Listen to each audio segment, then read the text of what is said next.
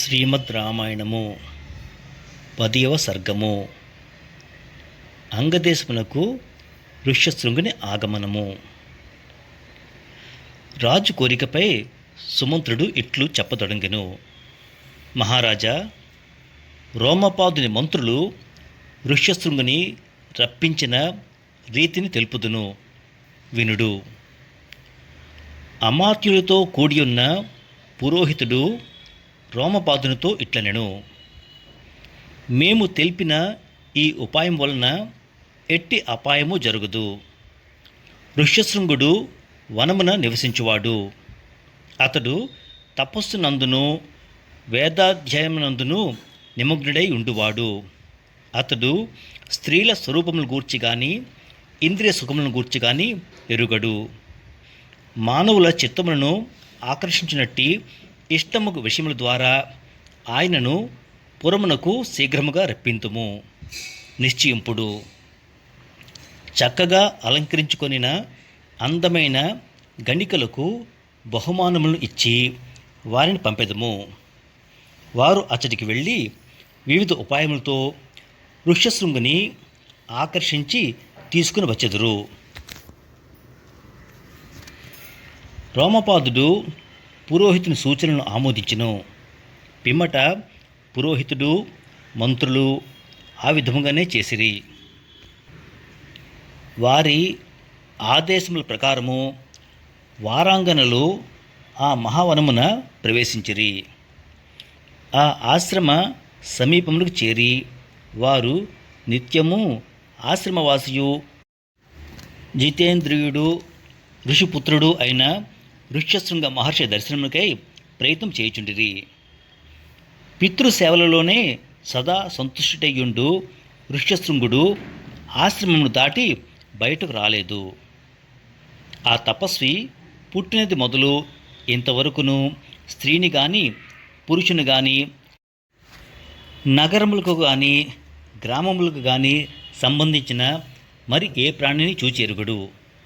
అనంతరము ఋష్యశృంగుడు ఒకసారి తలవని తలంపుగా ఆ గణికలున్న ప్రదేశములకు వచ్చి వారిని చూచెను. చిత్ర విచిత్రములైన వేషములను ధరించి ఉన్న ఆ సుందరీమణులందరూ మధుర స్వరముతో గానము చేయుచు ఋషిపుత్రుని సమీపించి ఇట్లు పలికిరి. ఓ బ్రాహ్మణోత్తమ, నీవు ఎవరు? ఎవరి కుమారుడువు? ఇచట ఉండుటకు కారణమేమి? ఈ నిర్జరమైన ఘోరారణ్యమున ఒంటరిగా సంచరించుటకు హేతువేమి? తెలుపుము, మేము వినగోరుచున్నాము. ఆ ఋష్యశృంగుడు ఇదివరలో ఎన్నడును అట్టి ఆకర్షణీయులైన రూపములు గల స్త్రీలను చూచి ఎరుగడు.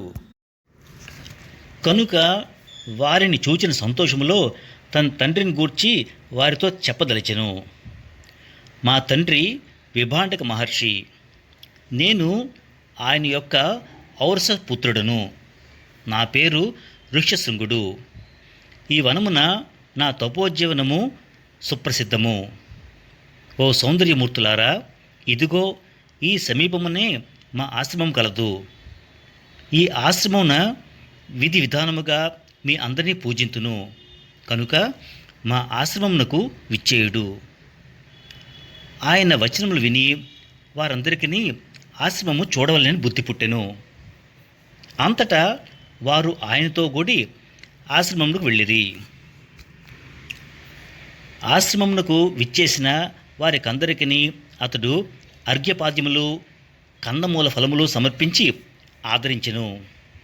వారు ఆయనతో సల్లాపములనుచుటకు ఉత్సాహపడుచున్నవారే ఆయన పూజలు స్వీకరించి పితట అచ్చటికి విభాండక ముని వచ్చునని భయముతో శీఘ్రముగా అచ్చటి నుండి వెళ్ళిపోదలచిరి.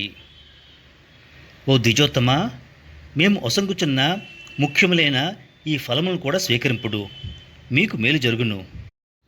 ఆలసింపక ఆరగింపుడు అని వారు వివిధమైన భక్ష్యములు, లడ్డూలు మొదలగు పిండి వంటలను ఆయనకు సమర్పించిరి. తేజోమూర్తి అయిన ఆ ఋష్యశృంగుడు వాటిని భక్షించి, ఎల్లప్పుడూ వనములలో నివసించువారు ఇంతకు ముందెన్నడూ చూడని రుచికరమైన ఫలములివి అని భావించి ఆరగించెను. ఆ గణికులు విభాండక మహర్షి ఏ క్షణంలో వచ్చి పడునో అని భయపడుచున్నవారై, మేము ఒక వ్రతమును ఆచరింపవలసి ఉన్నది అని చెప్పి ఋష్యశృంగుని నుండి సెలవు గైకొని ఆ సాకుతో వారు ఆ ఆశ్రమం నుండి వెళ్ళసాగిరి. వారందరూ వెళ్ళిపోచుండగా విభాండక సుతుడైన ఋష్యశృంగుడు వ్యాకుల చిత్తుడై మిక్కిలి దుఃఖపడెను. జితేంద్రుడైన ఆ ఋష్యశృంగుడు అస్వస్థ చిత్తుడైనందున మరునాడు మనోహరంగా అలంకరించుకుని ఉన్న ఆ గణికులు ఉన్న ప్రదేశంలోకి వచ్చెను. తమ కడకు వచ్చుచున్న ఆ విప్రుని చూచిన వెంటనే వారు సంతోషంతో పొంగిపోయిరి. పిమ్మట ఆయనను సమీపించి వారు అందరూ ఇట్లు పలికిరి, ఓ మహాత్మా, మా ఆశ్రమమునకు విచ్చేయుము. అచ్చట ఇచ్చటి కంటెను ఘనముగా మీకు సత్కారం జరుగును అని వారు ఆయనతో పలికిరి. హృదయంగములైన వారి మాటలు విని అతడు వారి వెంట పోదలిచెను. ఆ వారంగనలను ఆయనను తమ వెంట తీసుకొని అంగదేశములకు వెళ్ళిరి. మహాత్ముడైన ఆ బ్రాహ్మణోత్తముడు అంగదేశమున కాలు మోపినంతనే వరుణదేవుడు లోకమునకు ఆహ్లాదము కూర్చుచు వర్షమును కురిపించెను. అంతటా రోమపాద మహారాజు తన దేశమునకు వర్షమును తీసుకువచ్చిన మునికి ఎదురేగి భూమిపై సాగిలపడి వినమ్రతతో నమస్కరించెను. ఆ రాజు భక్తి శ్రద్ధలతో ఆ మునికి అర్ఘ్యపాద్యాదులను సమర్పించెను.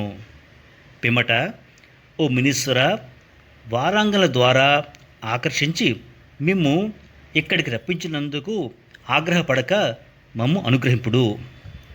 మిమ్ము ఇచ్చటికి రప్పించినందులకు మీ తండ్రి అయిన విభాండక మహర్షి మాపై ఆగ్రహింపకుండునట్లు మీరు అనుగ్రహింపుడు అని రాజు ఋష్యశృంగుని వేడుకొనెను. మునితో కూడా అంతఃపురము ప్రవేశించిన పిదప ఆ రోమపాదుడు ప్రసన్న మనస్కుడై తన కూతురైన శాంతను ఆయనకిచ్చి యథావిధిగా వివాహమునర్చి ఆనందభరితుడాయను. మహా తేజస్శాలి అయిన ఆ ఋష్యశృంగ మహర్షి గౌరవ ఆదరములు అందుకొనుచు భార్య అయిన శాంతతో కూడి రాజాంతఃపురమున సర్వసుఖములతో నివసింపసాగెను.